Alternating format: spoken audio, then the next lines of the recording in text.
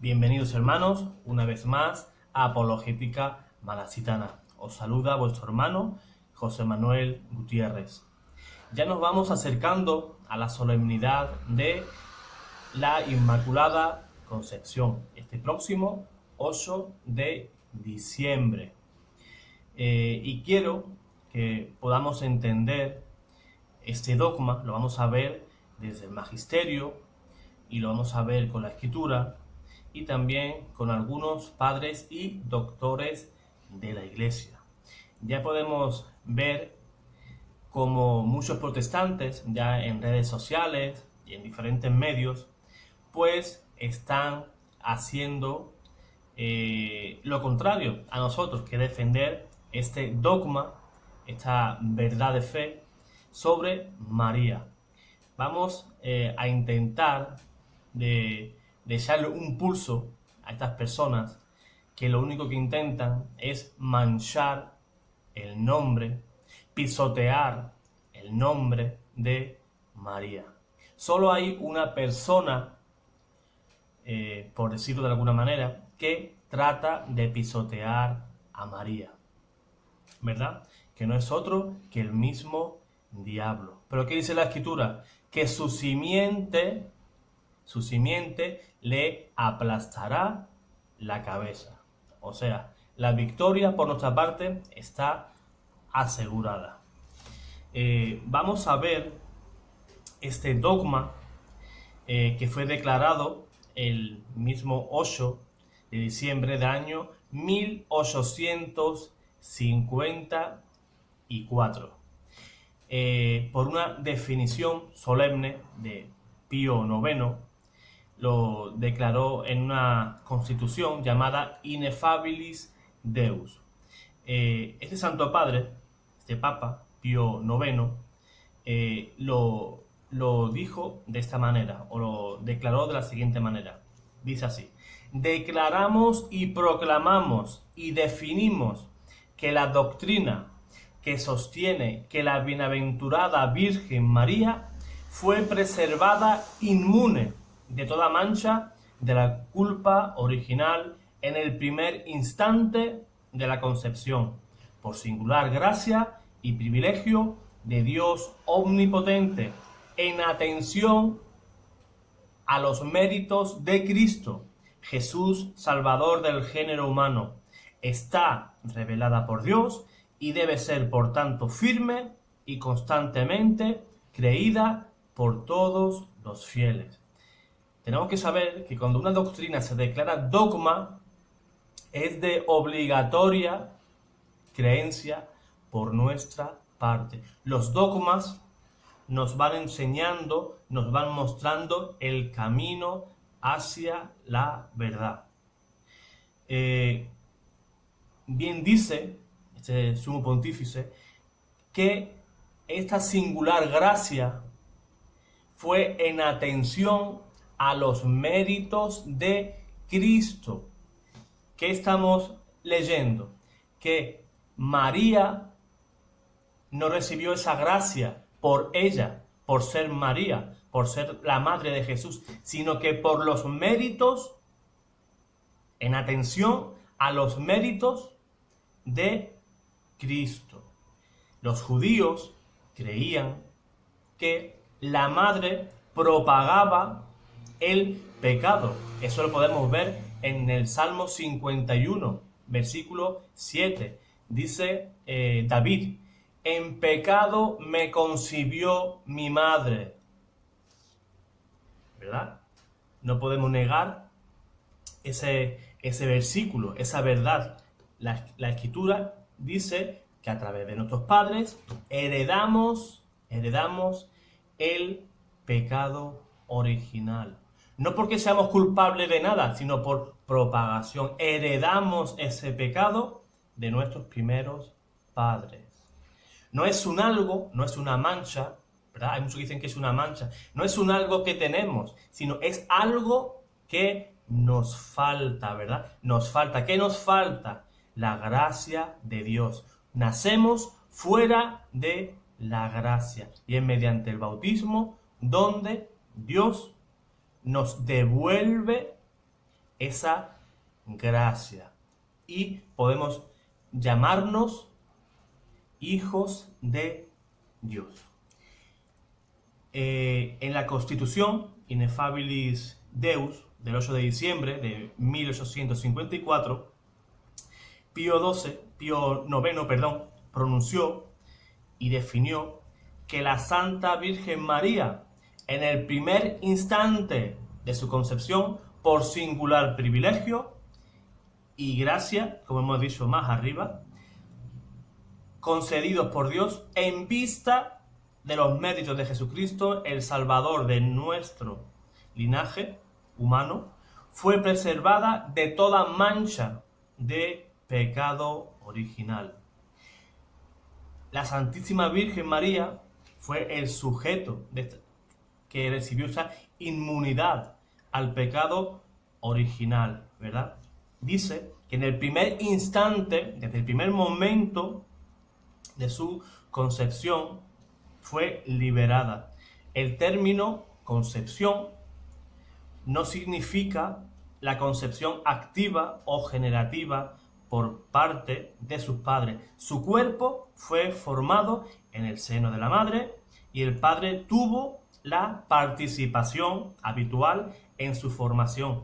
La cuestión no concierne a lo inmaculado de la actividad generativa de esos padres, ¿verdad?, de Joaquín y Santa Ana, ni concierne tampoco absoluta y simplemente a la concepción pasiva, la cual, según el orden de la naturaleza, precede la infusión de ese alma racional. Esa persona es verdaderamente concebida cuando el alma es creada e infundada, y María fue preservada de toda mancha del pecado original desde el primer momento.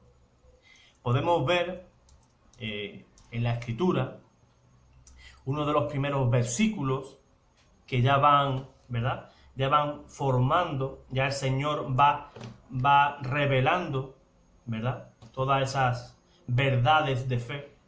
Eso lo podemos encontrar ya en la protoprofecía, en la primera profecía de Dios.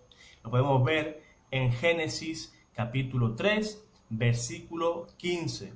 Este es el primer pasaje escriturístico que contiene la promesa de la redención y menciona a la madre del Redentor.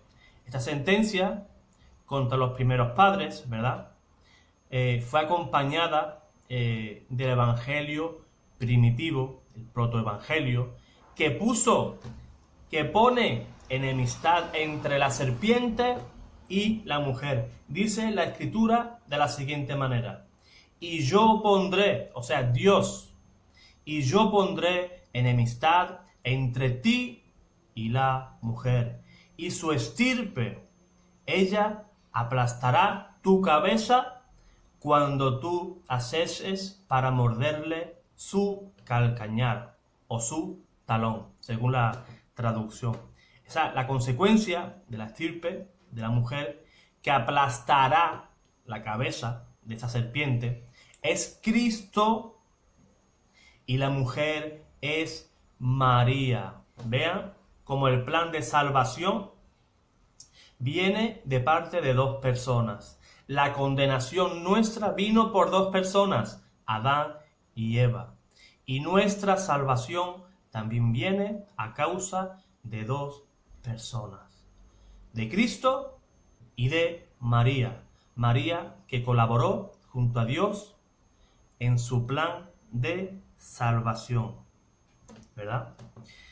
Esta estirpe, ¿verdad?, esos hijos, aquí hay uno, espero que tú seas otro, que no seas estirpe de la serpiente, porque cosa dura es dar patadas contra el aguijón de Dios. María fue exaltada, ¿verdad?, en un estado de su alma, ¿verdad?, llena de gracia, una gracia santificante, lo cual significó la destrucción de la serpiente.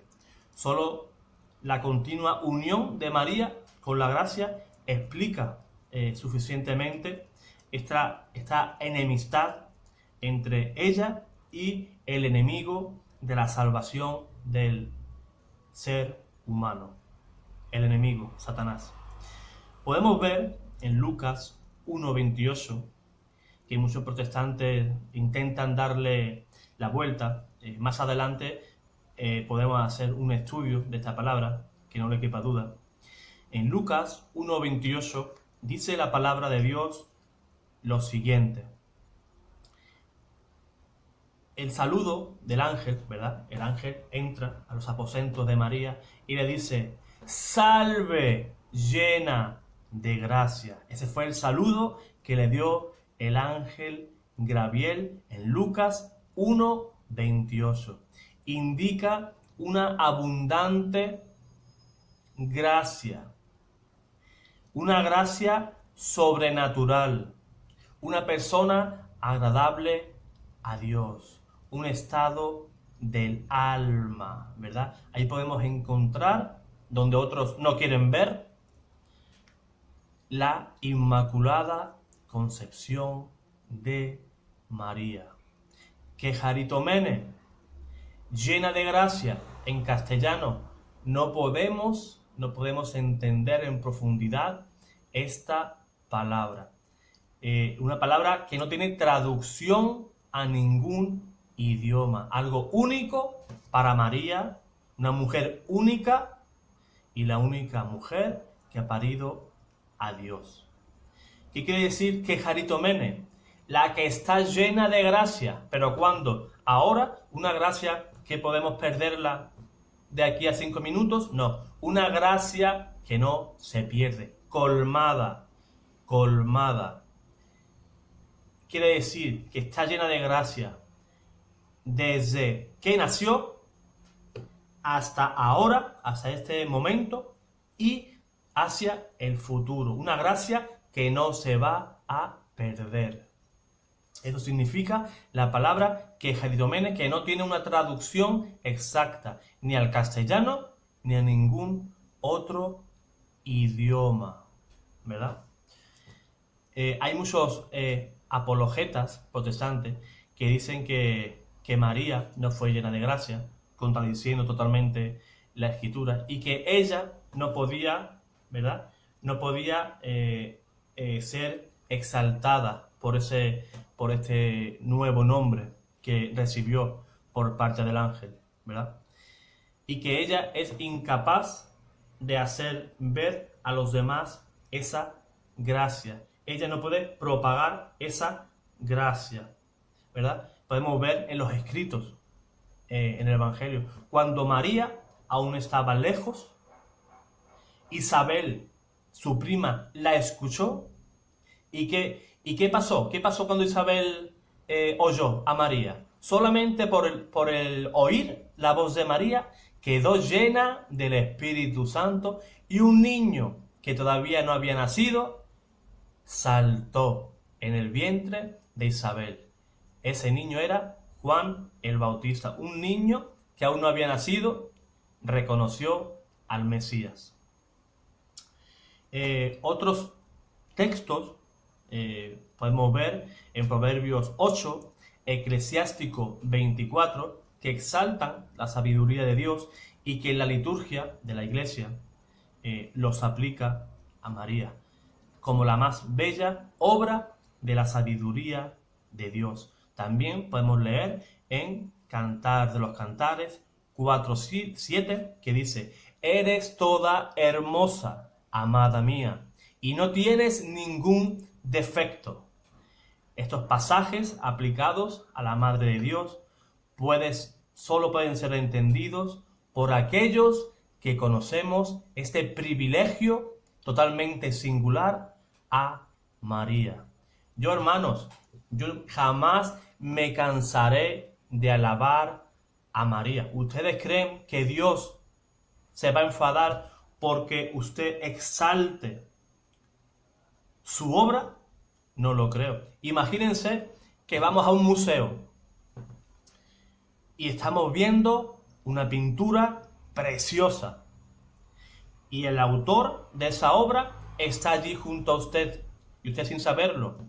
Y usted empieza, qué gran calidad del material.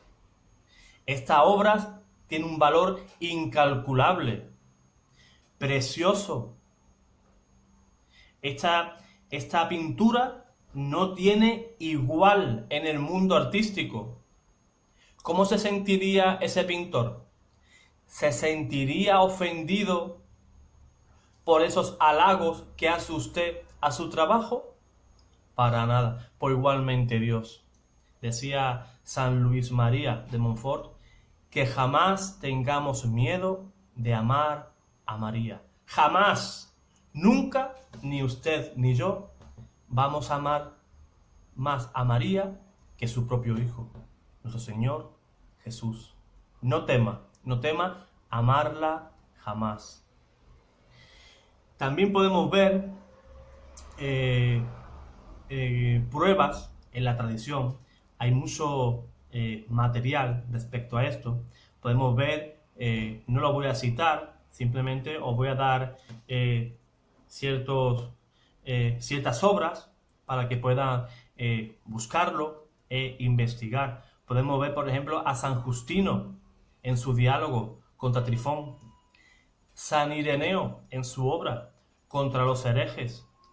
También podemos ver una de las catequesis de San Cirilo de Jerusalén. También San Epifanio contra los herejes. Tertuliano de Carne Christi. Son algunas de las obras que podemos ver que ya desde el cristianismo primitivo ya se creía, ¿verdad?, que María, por singular privilegio, fue nacida sin pecado original. Hay muchos escritos patrísticos sobre la pureza de María. Os voy a dar algunos. Por ejemplo, San Hipólito dice lo siguiente: los padres llaman a María el tabernáculo exento de profanación y de corrupción. Orígenes la llama digna de Dios, inmaculada del Inmaculado, la más completa santidad, perfecta justicia, ni engañada por la persuasión de la serpiente, ni infectada con su venenoso aliento. Esto lo podemos ver en su homilía Indeversa. San Ambrosio dice lo siguiente: es incorrupta, una virgen inmune por la gracia de toda mancha de pecado. Eso lo podemos ver en su sermón número 22 sobre el Salmo 118. Máximo de Turín la llama morada preparada para Cristo, no a causa del hábito del cuerpo, sino de la gracia original. Podemos ver San Agustín refutando a Pelagio, ¿verdad? Si recuerdan a Pelagio, Pelagio era un hereje, el cual negaba el pecado original. Y San Agustín, ¿verdad?, refutando a Pelagio, declara que todos los justos han conocido verdaderamente el pecado, excepto la Santa Virgen María, de quien por el honor del Señor yo no pondría en cuestión nada en lo que concierne al pecado. En su obra De Natura et Gratia 36. ¿Qué dice San Agustín? Yo no pondría en duda a María en lo que concierne al pecado, ¿verdad? Hay muchos que sí ponen en cuestión este punto, ¿verdad? San Jerónimo, en su obra no recuerdo el nombre ahora de esa obra, pero decía que poner en duda la virginidad perpetua y la Inmaculada Concepción de María solo podía venir de personas impías y contrarias a la religión. María fue prenda de Cristo, dijo Pedro Crisólogo, ¿verdad? Qué gran cantidad de material tenemos desde la iglesia primitiva hasta nuestros días sobre María. Y esta doctrina, a través de los siglos, la iglesia la fue poniendo en claro. San Juan Damasceno, por último, en su homilía de la Natividad, dice y considera que la influencia sobrenatural de Dios en la generación de María ha de ser extendida también a sus padres, o sea, a San Joaquín y a Santa Ana. Dice de ellos que durante la generación fueron colmados y purificados por el Espíritu Santo y librados de la concupiscencia sexual. Según Damasceno, San Juan Damasceno, dice, o explica, que desde siempre el elemento humano de su origen, el material del cual fue formada María, fue también puro y también fue santo, ¿verdad? Y que María fue exenta de toda mancha de pecado, tanto original como personal. Muchos otros escritores enseñaron también que María nació virgen y nació de una virgen, de Santa Ana, y que fue concebida de un modo milagroso cuando aún María, en el seno de su madre, acompañaba al templo Joaquín, a la madre de María, y se encontraron en la puerta dorada del templo, y que allí fue donde María fue concebida. Esto lo escribió Trombelli en el año 948. Esto lo podemos encontrar en la Summa Aurea. También podemos ver en las revelaciones, eso para aquellos católicos, ¿verdad?, que les gustan mucho las revelaciones, que van detrás de algunas revelaciones. Santa Catalina Emmerich, en una leyenda apócrifa, también nos habla de esa milagrosa concepción de María. Yo espero, hermano, haberte puesto un poco en claro lo que significa la Inmaculada Concepción. Todo aquel que habla en contra de María está bajo la influencia de la otra estirpe, ¿verdad? Solo hay dos estirpes: la estirpe de la mujer y la estirpe del diablo. Dice en Apocalipsis, capítulo 12, que el diablo, como no pudo luchar contra María, vino a hacernos la guerra a nosotros, a los hijos de María, a los hijos de la mujer, ¿verdad? Los que guardamos los mandamientos y guardamos el testimonio de nuestro Señor Jesús. Lo podemos ver en nuestros días. ¿A quienes persiguen? ¿A los protestantes? Para nada.